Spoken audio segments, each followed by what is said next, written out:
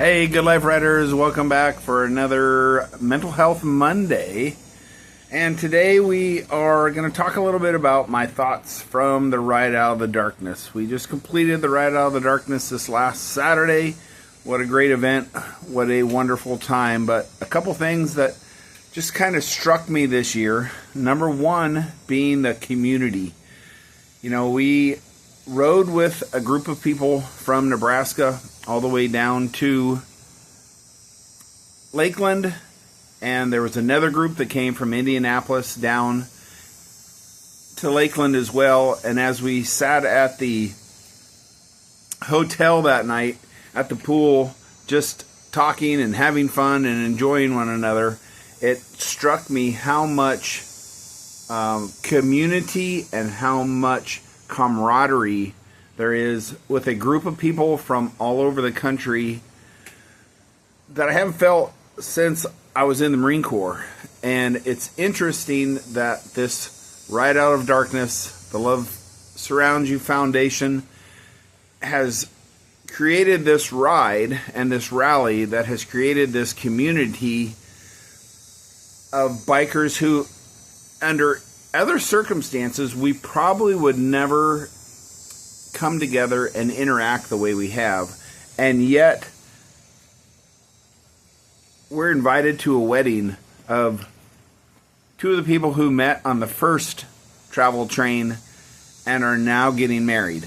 And it's just so amazing to me what the Ride Out of Darkness has done for community-wise. And it's the same with everybody that goes to the ride and is there. You can see all the groups that are together and how it's just a group of community, small communities and large communities of people coming together.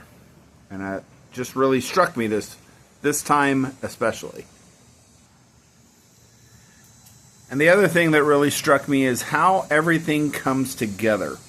So after going to the ride on Saturday, I went to church on Sunday, and the talk was from John 5, 1 through 15. And I'm going to read you John 1 through 5, and we'll talk about this a little bit. After Jesus returned to Jerusalem for one of the Jewish holy days, inside the city near the sheep gate was a pool of Bethsaida, where 5 covered porches, crowded with sick people, blind, lame, paralyzed, laying on the porches to get into the pools. These pools were pools that received rainwater and were used for spiritual cleansing and other cleansing. So people would come there that were paralyzed, that wanted to be healed. And one of the men that was laying there had been sick for 38 years.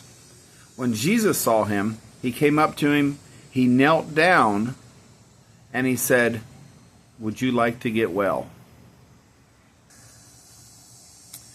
And what struck me about that is exactly what some of us all are at different points in time. We're in a place where we may have been sick, we may have been hurting, we may have been in a dark place for a long period of time. And Love Surrounds You Foundation is building a scholarship fund to be able to help people get well. But the question is, do you want to get well? Are you at a point where you can see, maybe you can't see how to move forward? Well, the scholarship programs that Love Surrounds You has gives you the opportunity to go try out therapy and see how it works. And the other thing that's so great about what Love Surrounds You is doing is they're taking not only things like therapy for the scholarship, but also things like there's a lady who does scratching therapy. There's people who do light therapy. There's massage therapy. She is working to bring resources of all types together to be able to help people get well.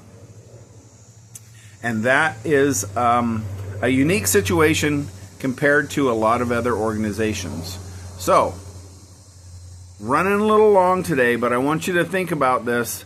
There are a number of resources that I am going to put in the comments of this video.